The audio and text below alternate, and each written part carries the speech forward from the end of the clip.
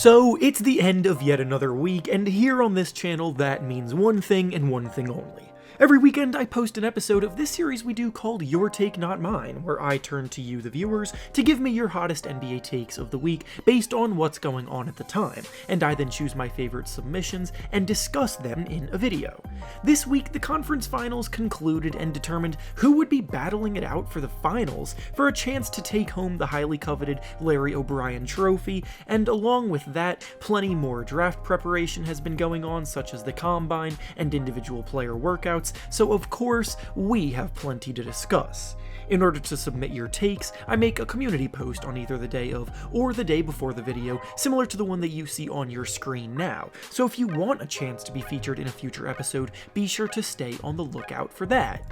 Before we start though, I want to thank PrizePicks for sponsoring this video. PrizePicks is the perfect service for all of us basketball fans here, because when you're involved, it makes watching the games every night so much more fun and engaging. Basically, it's an application that provides you with lines on all kinds of individual player props, such as points, rebounds, assists, three-pointers made amongst others, and you simply have to choose whether you believe they will record over the set amount in the line or under the set amount in the line. Make your selections, wager however much you want to, and if your picks hit, you can win some big money. For some picks that I'm looking at making for today's game, I'm thinking of going with the bonus offer they have today for Jason Tatum to score over 0.5 points, PJ Tucker to score over 7.5 points, and Marcus Smart to make over 2 threes. If this sounds at all intriguing to you, then go use the link down in the description of the video to sign up today and use promo code REFERENCE to receive a 100% deposit match bonus up to $100. Once again, thank you to PrizePicks for sponsoring this video. Now let's get back to the topic at hand. The first take we'll be discussing today comes to us from Raniel, and he says that Steph Curry will move into the top 5 players of all time if the Warriors win the finals this year, behind a Curry Finals MVP. So, the Golden State Warriors are back on top of the Western Conference after 2 down seasons and have successfully rebuilt their squad in that time to compete at the highest level. The same core from their dynasty days are still there, with Curry, Klay Thompson, and Draymond Green being at the heart of a lot of what they do, but now, instead of players like Kevin Durant and Andre Iguodala giving them major contributions, they have players like Andrew Wiggins and Jordan Poole in those roles, along with plenty of new faces throughout their rotation also. The one thing that has remained constant over time though is that the system the Warriors implement basically revolves around Steph Curry.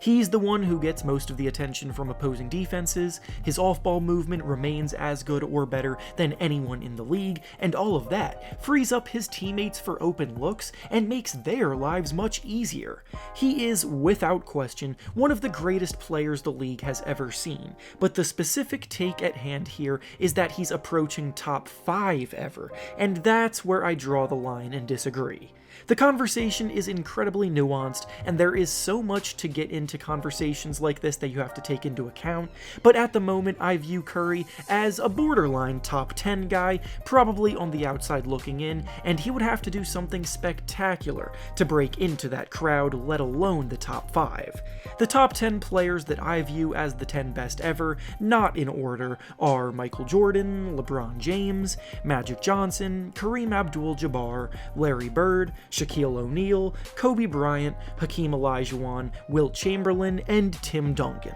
Those are 10 players with extended dominance and bigger resumes than Curry right now, and I'm not sold that one Finals MVP is enough to surpass them yet. The next take we'll be discussing today comes to us from Orange, and he says that Luka Doncic and Trae Young are essentially the same player. Ever since they got drafted together and then traded for each other on draft night, the Trae Young and Luka Doncic comparisons have never ended, and because of the fact that they're both highly successful players so early on, the comparisons probably aren't ending anytime soon. But a take like this is honestly new, so I figured I would address it. I'll start by saying no, they are not the same player, but I can also see why someone would say something like this, even if it isn't accurate, because their careers players have been pretty similar to this point. Both players are young primary ball handlers with heavy usage offensively, creating most of the offense that their teams get when they're out on the floor. Both players have talented players around them, but neither have legitimate secondary star players alongside them that most championship contenders need, so they both bear the brunt of the workloads. Both have led their teams to conference finals unexpectedly, and on the flip side, they both struggle a bit defensively for yet another similarity between the two. They both absolutely have bright futures in this league and are already some of the best players right now, but despite all of this, it doesn't just make them equals like this take points out. Simply put, Luka Doncic is a better player than Trae Young is, and Luka is already one of the most productive postseason players we've ever seen, pushing to possibly be the best player in the world conversation in the coming years, while Trae is probably a tier below that at least. Doncic has never performed as poorly as Trae did in the playoffs this year, so while they're both incredible talents, I cannot get behind the idea that Trae Young is an equal of Luka Doncic. And finally, the last take we'll be discussing today comes to us from David, and he says that Marcus Smart was holding the Celtics back because of his tendency to shoot ill-advised shots that take away opportunities from the team's star players. Marcus Smart is such a polarizing player, and finding a way to accurately judge his contributions, specifically on offense, is pretty difficult.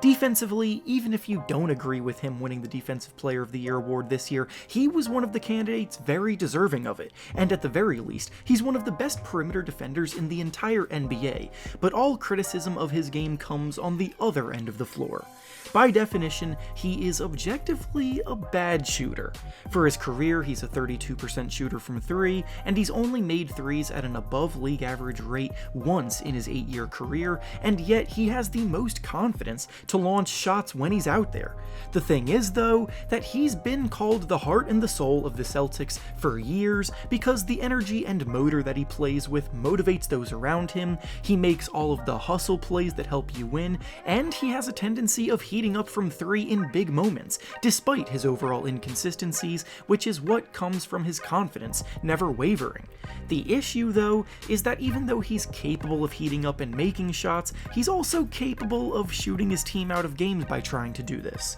That's what happened in Game 6 against Miami Heat when he shot 1 for 9 from 3 and took more total shots than both Jason Tatum and Jaylen Brown in that game, and then in Game 7, he also took more shots than Jaylen Brown, but was at least more efficient with it. The conundrum is that the Celtics need him to be able to take pressure off of Tatum and Brown, so while games like Game 6 can be frustrating, he still gives them much more good than bad, and now they're in the finals thanks in large part because of it, so no, I don't agree that he holds them back at all, you just have to live with some of his shortcomings. And with that being said, that's all I have for you today. Make sure to like the video, subscribe to the channel, and comment down below what you think about the takes we discussed. Thanks for watching, and I'll see you all next time.